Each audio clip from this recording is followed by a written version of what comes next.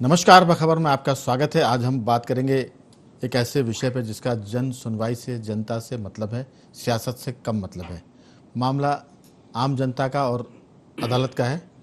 देश की सर्वोच्च अदालत यानी हम कहें दिल्ली में सुप्रीम कोर्ट एक ऐसे मुद्दे पर सुनवाई कर रहा है जिसका हर घर से मतलब है, क्योंकि कॉलोनियों में जो आवासीय परिसर हैं वहाँ व्यावसायिक गतिविधियाँ हैं, तो रिहायशी इलाकों में व्यापार कैसे, इस मुद्दे पर भोपाल के कुछ लोग कोर्ट गए थे। हाई कोर्ट और सुप्रीम कोर्ट तक की बात हम कर रहे हैं। और अब ये मामला दुकान मकान से आगे बढ़कर ये चला गया कि आखिर जिन क्षेत्रों में, व्यावसायिक क्षेत्रों में कोचिंग क्लासेस भी हैं, वो कैसे संचालित किया जाए, उसके लिए क्या किया जाए। क्योंकि देश में कई ऐसी घटनाएं हुई जब कोचिंग क्लासेस में आगजनी की घटना हुई या और कोई हादसा हुआ और कई बच्चे जो पढ़ने आए थे वो उनके घर उनके पार्थिव देह पहुंची। तो बहुत दर्दनाक सीन था। हमें लगता है कि बहुत सारी चीज़ों को देखकर सुप्रीम कोर्ट ने ये संज्ञान लिया और इसी पर पूरे देश में हलचल है। मध्य प्रदेश की बात करें तो यहाँ राजधानी भोपाल का एक इलाका है अरेरा कॉलोनी। अब इस मुद्दे पर इससे जुड़े कई क्षेत्र हैं जो प्राइवेट कॉलोनाइज़र कॉलोनी काटते हैं या सड़कों पर जिनके मकान हैं वो अस्पताल खोल रहे हैं, शोरूम खोल रहे हैं और इसके अलावा बहुत सारी चीज़ें गतिविधि संपन्न हो जिससे कि लोगों की शांति भंग हो रही है। आज इसी पर विस्तार से बात की। दुकान या मकान, कोर्ट करेगा इसका समाधान। इसी मुद्दे पर चर्चा के लिए मौजूद है हमारे 3 विशेष मेहमान स्टूडियो में। सुप्रीम कोर्ट के वकील हमारे प्रिंस गुप्ता जी हैं। प्रिंस जी, आपका बहुत स्वागत है। भोपाल वॉइस ऑफ भोपाल के अध्यक्ष विकास बौंदिया जी हैं। विकास जी, आपका बहुत स्वागत है। और सामाजिक कार्यकर्ता के रूप में कमल राठी जी भी हैं। कमल जी, आपका भी बहुत बहुत स्वागत है। चर्चा की शुरुआत विकास जी आपके साथ करना चाहते हैं, क्योंकि सुप्रीम कोर्ट में जो सुनवाई चल रही है, जो आज भी थी और कल भोपाल का भी उसमें जिक्र होगा, मध्य प्रदेश का, और आप जैसे जो जानकार लोग हैं वो उसमें शामिल भी होंगे कल दिल्ली जाकर। तो आपसे पहले पूछ लेते हैं कि ये जो सारा मसला है ये कहाँ तक जाएगा। आवासीय कॉलोनी में लोगों ने लाखों नहीं करोड़ों रुपए खर्च करके प्लॉट लेते हैं, फिर अपने सपनों का घर बनाते हैं, और अगर आपके पड़ोस में कोई दुकान खुल जाए, कोई अस्पताल खुल जाए, कोई शोरूम खुल जाए, घर के सामने गाड़ियाँ पार्क होने लग जाएँ, फिर जो व्यावसायिक स्थानों में होता है कि भीड़ भड़का शोर होते हैं, हॉर्न बजते हैं, तो इस सब के लिए आदमी रिहायशी इलाकों में घर बनाता है और अगर वहाँ उसका अमन चैन सुकून खत्म हो जाता है फिर वो कहाँ जाएगा। इसी को लेकर सुप्रीम कोर्ट में बातचीत चल रही। लगता है कि पूरे देश में कोई एक ऐसी लाइन आएगी जो सारी राज्यों को और जो प्रशासनिक इकाइयाँ हैं, जिसको नगर निगम, नगर पालिका कहते हैं या टाउन एंड कंट्री प्लानिंग कहते हैं, जिला प्रशासन, उन सब के लिए कोई ऐसी गाइडलाइन आएगी जो एक तरह से मिसाल बनेगी और लोग उसका जिक्र भी करेंगे। आपकी राय? देखिए, जो सुप्रीम कोर्ट का मसला में ये मसला चल रहा है जी, और हमारे यहाँ के किसी पक्ष प्रतिपक्ष के कारण से सुप्रीम कोर्ट नहीं पहुंचे जी। भोपाल नहीं पहुंचा वहां पे कि भोपाल का कोई पक्ष रहा हो, प्रतिपक्ष रहा हो। सुप्रीम कोर्ट में एक चेन्नई संबंधी कोई केस चल रहा था। मेरठ में एक ऐसे ही नगरीय नियोजन का संबंधी केस हुआ था, उसको सुप्रीम कोर्ट ने सुमोटो पूरे हिंदुस्तान के ऊपर लागू करा। प्रदेश की हर राजधानी को प्रथम चरण में उन्होंने टेकअप किया है कि वहां पे हम ऐसी व्यवस्था बनाएं कि नगरीय नियोजन की जो समस्याएं आती हैं उससे पार पाया जा सके। तो देखिए, ये हमारे लिए एक संकट की घड़ी भी है, क्योंकि अगर कुछ कानूनी रूप से त्रुटि है जिन भूखंडों पे, जिन कॉलोनियों में या किसी भी लैंड यूज में सुप्रीम कोर्ट उसको मॉनिटर कर रहा है, तो वहां पे दिक्कत यह है अगर नियम टूटा है तो उसकी सजा आएगी। और एक अवसर भी है कि हम हमारा नगरीय नियोजन इस ढंग से करें कि उसमें कोई कानूनी हनन हो ही नहीं, कानूनी बातों का हनन ना हो। तो हम अगर उसको नियोजित कर लेंगे तो भी ठीक है। आज जो सुप्रीम कोर्ट की सुनवाई में मैं जो सुन के समझ सका हूं, केवल रहवासी इलाकों में व्यापारी या व्यवसायिक काम हो उसके ऊपर सुप्रीम कोर्ट का केवल नजर नहीं है। उनका तो कहना है कि साहब, जिस लैंड यूज के लिए जो भूखंड, जो भूमि तय की गई है, नियोजित की गई है, उस क्षेत्र में वही काम हो। जैसे आपने कहा ना, एक मसला आया वहां पे जयपुर का। जयपुर में किसी कमर्शियल एरिया में बहुत सारे कोचिंग सेंटर्स हैं। जो जयपुर संबंधी वकील थे वो बता रहे थे 140 के लगभग कोचिंग क्लासेस हैं। कमर्शियल एरिया में, जिसके कारण हैपेजार्ड सब सिस्टम हो जाता है। तो जयपुर में सरकार ने नियोजित किया, एक बताया गया कि एक नियोजित किया वहां पे कि एक कोचिंग हब बनाया गया, लेकिन वहां पे वो शिफ्टिंग नहीं हो पाई। जैसे भोपाल शहर में हम कहते हैं ना कि आरा मशीनें हैं और उनकी शिफ्टिंग बहुत दिन से ड्यू है, लेकिन हो नहीं पा रही है, जगह भी निश्चित हो गई है। तो उसमें सुप्रीम कोर्ट ने भी इंटरफेयर वहां पे किया है कि भाई वो उस हब में शिफ्टिंग हो जाए और कमर्शियल एरिया में कोचिंग क्लासेस नहीं हो, क्योंकि कोचिंग एक इंस्टीट्यूशनल व्यवस्था, इंस्टीट्यूशनल परिक्षेत्र का अंग है। आप देखेंगे पटना में भी एक ऐसा वाकया हुआ कि वहां भी एक कोचिंग क्लास को एक कमर्शियल एरिया से इंस्टीट्यूशनल एरिया में shifting, PSP land use area के लिए कोर्ट का निर्णय आया था और प्रशासन ने भी उसे कहा था। हालांकि उसमें कुछ अभी छूट मिली हुई है। तो अब ये संकट का सिस्टम ये है कि जो व्यवसायिक हैं उनके ऊपर एक संकट है, व्यवसायिक प्रतिष्ठानों के ऊपर, लेकिन अवसर ये है, सुप्रीम कोर्ट कहीं भी नियोजन से नहीं रोक रहा। वो कह रहा है नियोजित जो जगह जिस कार्य के लिए हो वहां पे वो कार्य किया जाए। तो हमारे पास में एक नियोजन का भी एक अवसर है, हम नियोजित करें कि हमें कैसे इस्तेमाल, किस जगह का कैसा इस्तेमाल करना है, जिसमें ना किसी रहवासी को दिक्कत हो, ना किसी व्यवसायी को दिक्कत हो, ना कोई व्यवसायिक क्षेत्र को दिक्कत हो, ना एजुकेशनल इंस्टीट्यूट से वो भली कोचिंग क्लास हैं या अन्य हैं उनको दिक्कत हो। बिल्कुल। और इसमें सुप्रीम कोर्ट ने और भी लिया, 2-3 मसले और भी मुझे लगा कि कुछ शहरों के लिए उन्होंने इंस्ट्रक्ट किए हैं और वहां के प्रशासन ने उसे एक्सेप्ट भी किया। जैसे शहर में आवारा मवेशी सड़कों के ऊपर रहते हैं, उसके कारण एक्सीडेंट्स होते हैं, उसको भी सुप्रीम कोर्ट ने इसी मसले में टेकअप किया कि उनसे आवारा मवेशियों से सड़कों को खाली कराया जाए, आवारा मवेशियों को पकड़ा जाए। उनको चूंकि कांजी हाउस में हमारे नगर निगमों, नगरीय निकायों में व्यवस्था नहीं रहती कि लंबे अरसे तक रह सके, तो सुप्रीम कोर्ट का कहना था कि इनको आप 24 घंटे में या शीघ्र से शीघ्र नीलाम कर दें इन मवेशियों को, ताकि जो उनको ठीक ढंग से पाल सकते हैं वो इन्हें लेके जाएं। ये कुछ बातें हैं जिससे मुझे लगता है हमारे नगरीय निकायों के ऊपर अच्छा खासा प्रेशर बनेगा कि वो नियोजित ढंग से कामों को कर सके। कह सकते हैं कि नगरीय निकाय पर प्रेशर नहीं, उनको काम करना पड़ेगा। प्रेशर की तो वो तनख्वाह लेते हैं, सब चीजें कानून में है, व्यवस्था है। हम इसलिए उस पर थोड़ी कठोरता की बात कर रहे हैं कि आम जनता अगर सब चीज़ों को ठीक से कर लेती तो फिर प्रशासन की जरूरत नहीं पड़ती। हालांकि पुराने ज़माने में कभी हुआ करता था कि जनपदें होती थी, गांव के लोग ही सब कुछ करते थे, लेकिन जब जैसे से हम शिक्षित होते गए हमें कानून के डंडे की ज़रूरत पड़ती रही। लेकिन मैं हालांकि एक लाइन पर जिक्र करूँगा कि मास्टर प्लान जब नहीं होगा तो फिर विकास का जो मामला है वो ऐसी बेतरतीब होगा और इसमें अराजकता होगी, और इसी के चलते फिर जो प्राइवेट बिल्डर्स हैं जो बाकी कॉलोनी जा रहे हैं उसका लाभ लेते हैं और पिसता आम आदमी है। सुप्रीम कोर्ट ने उस आम आदमी की चिंता को मुझे लगता है कि सबसे पहले ध्यान में रखा है। लेकिन मैं गुप्ता सर आपके साथ बाद में आऊँगा सबसे आखिरी में। राठी जी, मैं ये सिर्फ इसमें कहूँगा कि मास्टर प्लान भी समय पर नहीं होगा तो ये दिक्कतें आएंगी, और अगर मास्टर प्लान है भी तो लागू करने वाले कठोरता से काम नहीं करेंगे तो भी दिक्कतें आएंगी।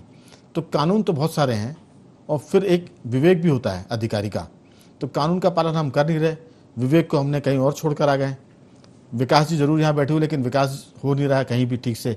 तो सीधी सी बात है कि बस स्टैंड को अगर आप एक जगह तय नहीं करेंगे तो फिर हर कहीं बस स्टैंड बनते हैं। सरकार ने वो काम कड़ाई से किया तो बस स्टैंड बने, स्टेशन बने, रेलवे स्टेशन। पशुओं की बात करें तो भोपाल में कोकता एक जगह थी जो कई वर्षों से भैंस डेयरियों के लिए सरकार ने चिन्हित की थी, लेकिन जब तक डंडे नहीं चले तब तक वहाँ कोई गया नहीं। तो मुझे लगता है कि कानून के पालन के लिए डंडे की ज़रूरत हो, और इस बार सुप्रीम कोर्ट का जो मूड है हमें लगता है कि वो सारी बातों को अंजाम तक ले जाएंगे और पूरे देश में सुप्रीम कोर्ट की गाइडलाइन एक नज़ीर बनेगी। आपकी राय? बिल्कुल, माननीय सर्वोच्च न्यायालय इस मामले में 2026 नहीं 2024 में भी एक बार, 2025 में एक बार और अब 2026 में तीसरी बार, तो 3 बार बड़े कायदे कानून उन्हें एलॉबरेट करके पूरे तरीके बताए, सब चीज़ें बताई, लेकिन कोई भी सरकार उसे मानने कोई भी प्रदेश की तैयार नहीं हुई पूरे देश भर में।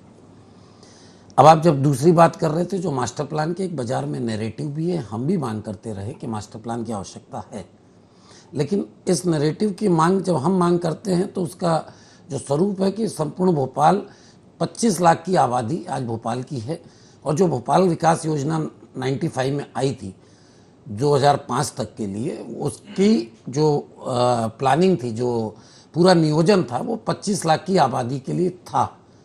उसी हिसाब से उसमें व्यावसायिक गतिविधि के लिए जगह, खेलकूद के लिए जगह, पीएसपी की जगह, सारी जगहें निर्धारित हैं उसमें।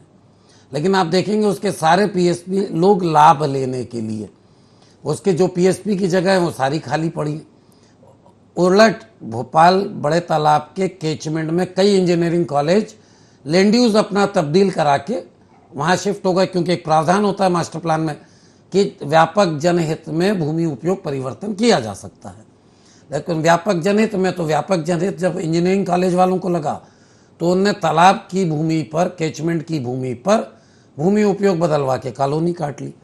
दूसरा उसका लाभ लिया अनाधिकृत कॉलोनी वालों ने, उनने भी हर जगह अपना अनाधिकृत कॉलोनियां काट दी। आपकी बात में थोड़ा सा व्यवधान कर रहा हूँ, उसमें उन्होंने एक कदम और आगे बढ़े। हो कैचमेंट एरिया में तो लैंड यूज चेंज कराया, कुछ इतने भी ज़्यादा भयावह और खतरनाक निकले, उन्होंने तालाब को भी भर दिया और तालाब को भर के उसकी हद छोटी कर दी और उसको जो उन्होंने अंदर पानी में भर्ती की उसको कैचमेंट बना दिया।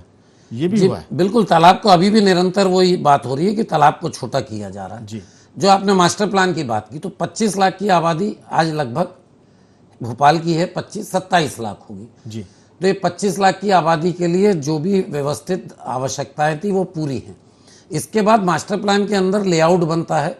जब भी कोई कॉलोनी बनाते नियोजित लेआउट बनाया जाता है, उस नियोजित लेआउट में भी वहाँ की आबादी की कैलकुलेशन के हिसाब से 2 से 5% व्यवसायिक गतिविधि दी जाती।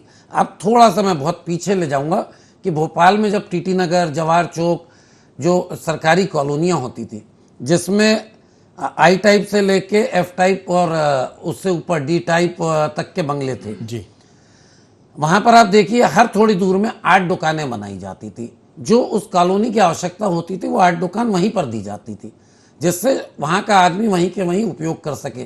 तो नियोजन तो बराबर है। 10 नंबर मार्केट दिया, हर जगह से रोहित नगर में बहुत सारे मार्केट दिए गए। हम बड़ी समस्या पे आए एकदम से आपसे, चूंकि इस पर समय बहुत खर्च हो जाएगा। नहीं, बड़ी समस्या ये है कि लोगों ने उनके उस सिस्टम को चेंज करके आवासीय प्लॉट सस्ते भाव में लिया और वहां पर व्यवसायिक भवन बना दिए। उस बनाने के कारण पूरा आवासीय क्षेत्र जो है वो खत्म हो गया, खराब हो गया। व्यवसायिक स्थान जो एमपी नगर है वहां का रेट 25,000 है। 10 नंबर पे अवैध रूप से मतलब आवासीय पे व्यवसायिक उस प्लाट की कीमत है 50,000। वहां 300 रुपए किराया, एमपी नगर में 100 रुपए स्क्वायर फीट। जी, वहां 300 रुपए स्क्वायर फीट किराया है, एमपी नगर में 100 रुपए फुट किराया है। मैं इसलिए ये बात कहना चाह रहा था कि एक व्यवसायी एक माननीय मुख्यमंत्री तक एक वो ले गए कि साहब पूरे भोपाल के व्यवसायी परेशान हैं। मेरा इसमें ये कहना है माननीय मुख्यमंत्री जी को आपके माध्यम से और बाकी राजनेताओं को भी, क्योंकि सारे नेता उसमें आगे आए हैं, कि व्यवसायियों को नहीं हो रहा है, जो लीज किराए का काम करते हैं उन्हें नुकसान होगा, बाकी व्यवसायी का तो इनके कारण पूरा नुकसान हो रहा है। जैसे ये कहते हैं कि ऑनलाइन बिजनेस मोहल्ले की दुकान को खत्म कर रहा है, ऐसे ये जो किराए के भवन वहां बना रहे हैं और किराए पे बड़े बड़े शोरूम ला रहे हैं, तो उससे उस मोहल्ले के बाजार को खत्म कर दिया, वो मोहल्ले के परिवार के भाव को खत्म कर दिया। अभी मोहल्ले का बाजार फोकस में कम है, लोगों की सुख शांति ज्यादा फोकस में, क्योंकि लोगों की शांति खत्म हो रही है। मोहल्ले के बाजार तो वैसे भी कम ज्यादा होते सर, उससे संस्कृति रहती थी, हमारा परिवार मिलता था, सब कुछ होता था। बिल्कुल। और वही कॉन्सेप्ट प्लानिंग का है। ठीक, ये प्लानिंग के विपरीत गए, उस पर माननीय सर्वोच्च न्यायालय का डंडा चल रहा है। लौटता हूँ आपके पास गुप्ता जी। ये जो सारा मामला है आम जनता की सुविधा का तो है, कानून का भी है, और ऐसा नहीं है कि किसी राज्य के चीफ सेक्रेटरी जो नीचे से कलेक्टर से चीफ सेक्रेटरी होता है उसको मालूम नहीं है, विभाग का जो प्रिंसिपल सेक्रेटरी होता है उसको भी मालूम होता है। हो सकता है हम यहाँ से एक कल्पना कर रहे हैं कि सुप्रीम कोर्ट इस बात की भी गाइडलाइन दे सकते हैं कि अगर कहीं इन बातों का उल्लंघन होता है तो संबंधित नगर निगम, नगर पालिका का जो आयुक्त है, जो अध्यक्ष है या जो प्रशासक है, उसके खिलाफ मुकदमा दर्ज हो, विभाग के पीएस के खिलाफ भी मुकदमा दर्ज हो, सीएस को भी इसमें पार्टी बनाया जाए और विभाग का मंत्री भी इसमें आपराधिक, क्योंकि ये लोगों के जो मूलभूत अधिकार है उसका हनन है। आपकी राय? सुप्रीम कोर्ट, माननीय सुप्रीम कोर्ट सुनवाई कर रहा है, बहुत रुचि लेके इसको देख रहे हैं जनता के मुद्दे को।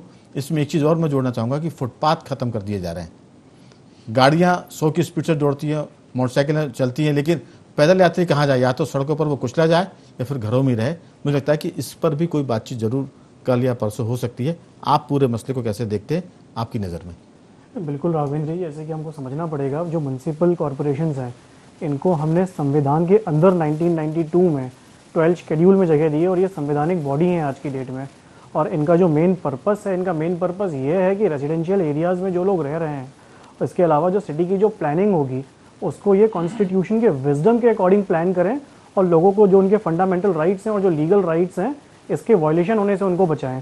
बट यहाँ पे जो हम देख रहे हैं फिलहाल, सुप्रीम कोर्ट को जिस मैटर में इंटरवीन करना पड़ा है क्योंकि एक लोंगनाथन वर्सेस स्टेट ऑफ तमिलनाडु का एक फैसला आया था जिसमें सुप्रीम कोर्ट ने गाइडलाइंस ले डाउन करी थी लैंड यूज़ को लेके, जिसमें कि रेजिडेंशियल एरियाज़ में जो कमर्शियल एक्टिविटीज़ हो रही हैं उनके अगेंस्ट कौन कौन से राइट्स वायलेट हो रहे हैं सिटीजन्स के, जिसकी वजह से उनको इशू और न्यूसेंस फेस करना पड़ रहा है। तो सिंस उन गाइडलाइंस को फॉलो नहीं हो पाए थे अच्छे से, इसलिए रेड पिटीशन दोबारा से लगी है और सुप्रीम कोर्ट में सुनवाई हो रही है, जिसमें कि सुनवाई आज नहीं हो पाई थी क्योंकि दूसरे इंपॉर्टेंट मैटर्स चल रहे थे कोर्ट में, तो कल दोबारा सुनवाई होगी।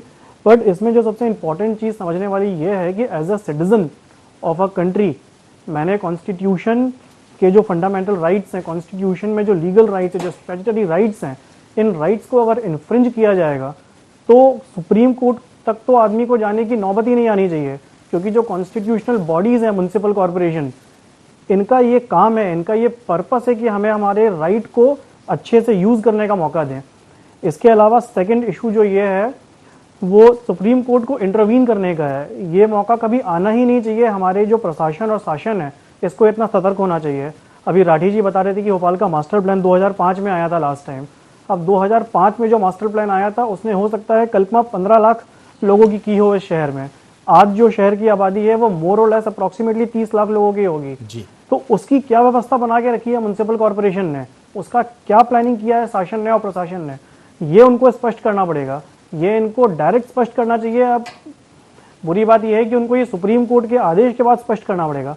इसमें सेकंड इंपॉर्टेंट चीज़ ये है कि सुप्रीम कोर्ट की ऑर्डर का जो इम्प्लीमेंटेशन है, सुप्रीम कोर्ट की ऑर्डर के इम्प्लीमेंटेशन था, सुप्रीम कोर्ट में सुनवाई होनी थी। आज 2 दिन पहले नगर निगम ने कुछ दुकानों को सील किया और कुछ दुकानों ने ऑटोमेटिकली खुद बंद कर लिया।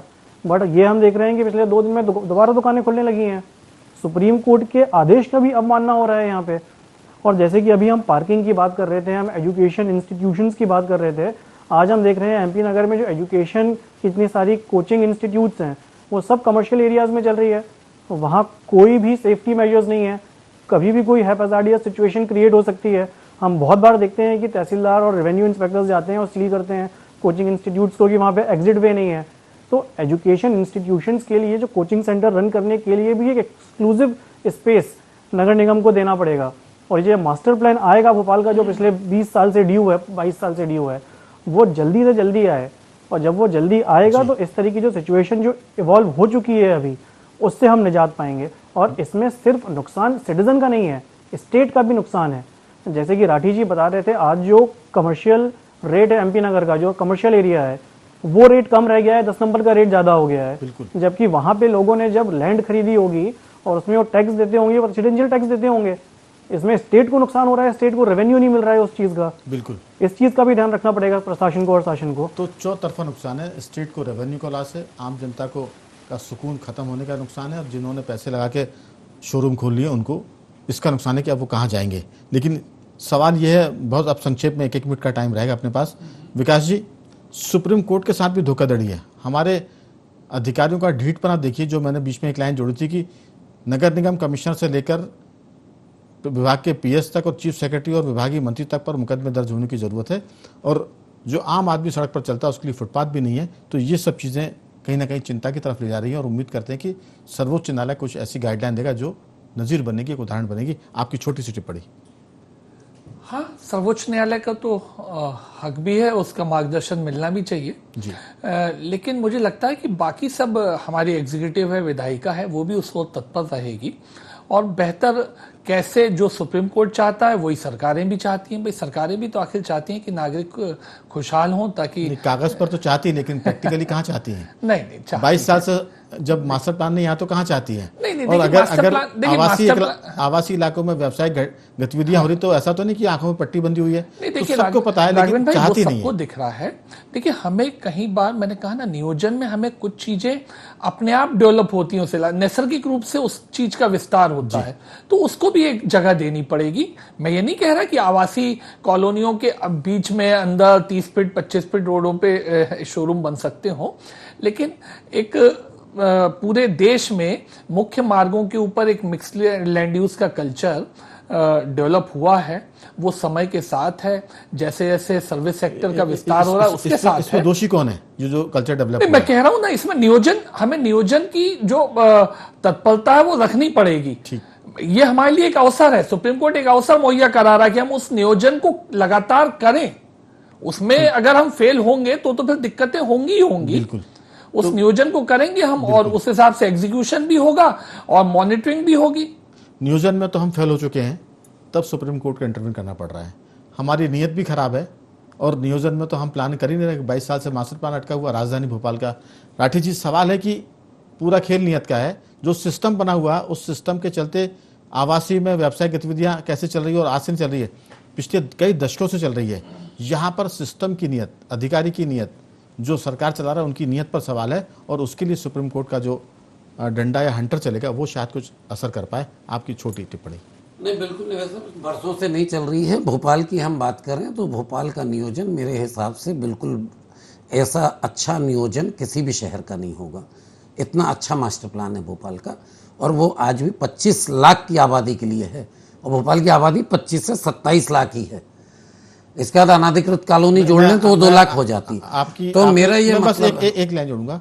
आपने जो प्रशंसा की है नियोजन की 25 लाख की आबादी के लिए, तो वो आज दिख रहा है कि आप कह रहे हैं कि ठीक है, लेकिन पिछले 15 सालों से शहर का ट्रैफिक, शहर की सड़कें, शहर की गलियां बर्बाद हैं, हम उस तरफ देख ही नहीं रहे।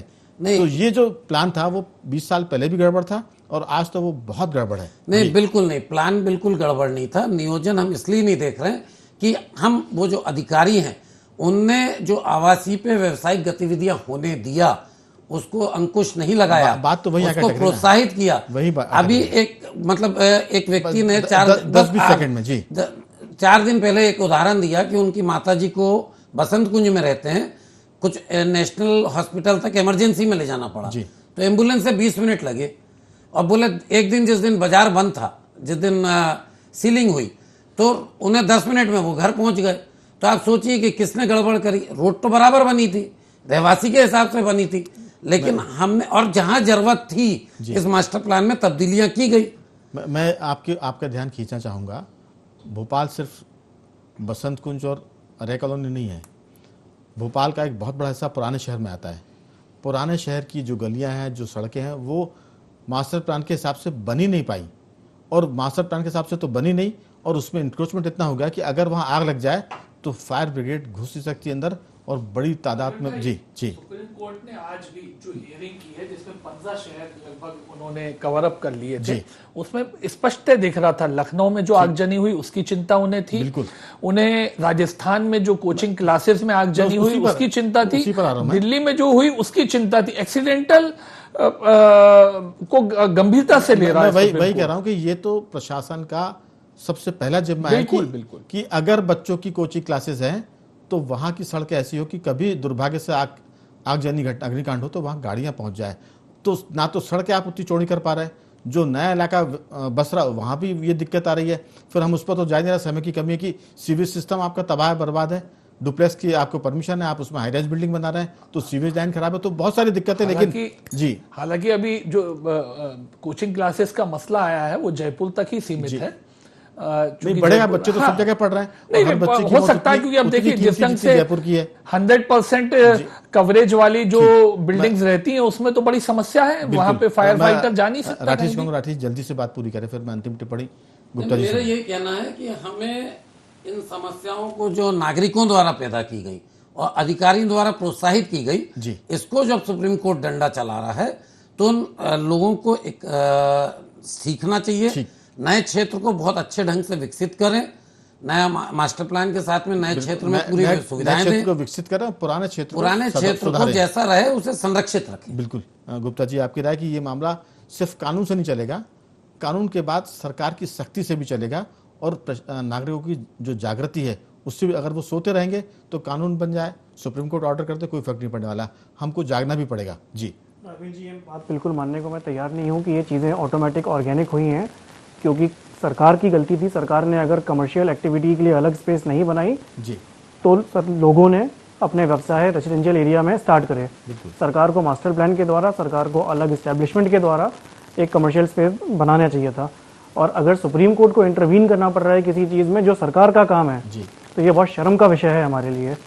सरकार को ये काम करना चाहिए। सुप्रीम कोर्ट के द्वारा बहुत अच्छा पहल है, नगर निगम के पास, सरकार के पास बहुत अच्छा मौका है कि इस चीज़ों को व्यवस्थित तरीके से कराया जाए और जितने भी हमारे नागरिक रह रहे हैं शहरों में, उनको जो बेसिक एमिनिटीज़ है उनको प्रोवाइड कराया जाए। बिल्कुल। तो जो काम प्रशासन का है, जो काम सरकार का है, सरकार और प्रशासन की असफलताओं और नाकामियों के चलते सुप्रीम जैसी संस्था को इंटरवीन करना पड़ा, जिनके पास बहुत सारे महत्वपूर्ण लाखों के स्पेंडिंग है। इसलिए करना पड़ रहा क्योंकि हमारी जो नौकरशाही है वो इस मामले में गैर जिम्मेदार है। इसलिए मैंने बीच में कहा था कि इस पर मुकदमे की भी ज़रूरत है। अगर किसी नगर निगम में, नगर पालिका में, किसी मेट्रो सिटीज़ में अगर गड़बड़ी होती है तो उस नगर निगम के कमिश्नर पर मुकदमे दर्ज हो। जो आप चाह रहे हैं जी। वो बात सुप्रीम कोर्ट ने अपने ऑर्डर में लिखी हुई है। उन्होंने कहा है कि जो जो अधिकारी कर्मचारी इसके लिए जिम्मेदार है, सीक्वेंशियली और क्रोनोलॉजिकली उनको भी लिस्ट अप करके हमें उनको टेकअप करना है, प्रोसिक्यूट करना चाहिए। कुल टेकअप मिला के। करेंगे। अब वो बिल्कुल। क्या ढंग से करेंगे तो पता उम्मीद नहीं। करते हैं कि राहत की ये कार्रवाई, कोर्ट में सुनवाई, रिहायशी या व्यापार, और कोर्ट करेगा इसका समाधान, या इस बार वो कुछ ना कुछ ऐसी जरूर लाइन गाइडलाइन देगा जो सबको राहत पैदा करेगी और सरकारों पर नकेल और प्रशासन के अधिकारियों पर दंड की दरकार है, ये हम कह सकते हैं। तीनों मेहमानों का मैं धन्यवाद करूंगा। गुप्ता जी आपका साधुवाद, विकास जी आपका बहुत धन्यवाद, और राठी जी आपका भी बहुत बहुत साधुवाद कि आपने चर्चा में से लिया। बाखबर में आज इतना ही। बने रहिए हमारे साथ और देखते रहिए IND24।